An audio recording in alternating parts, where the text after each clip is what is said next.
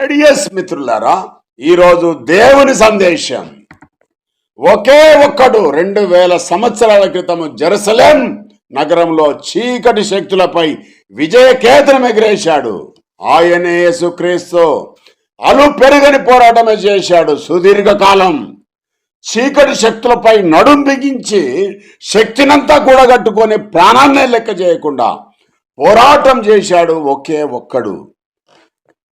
వేల మంది శత్రువులు ఓర్వలేక నిందలు మోపి చంపుతాం నిన్ను అని కత్తులు నూరినా ఏ మాత్రం మడిమ తిప్పకుండా ప్రపంచాలను తన మాట చేత కలగజేసిన సృష్టికర్త అయిన యెహోవా చిత్త ప్రకారం ప్రాణం పెట్టాడు కల్వరిగిరిలో క్రీస్తు. కనుక సర్వ మానవాళికి రక్షకుడయ్యాడు, ప్రభు అయినాడు, రాజైనాడు, విమోచకుడైనాడు, దేవుని చేత హెచ్చించబడ్డాడు, సర్వ అధికారాలు దేవుని చేత పొందాడు.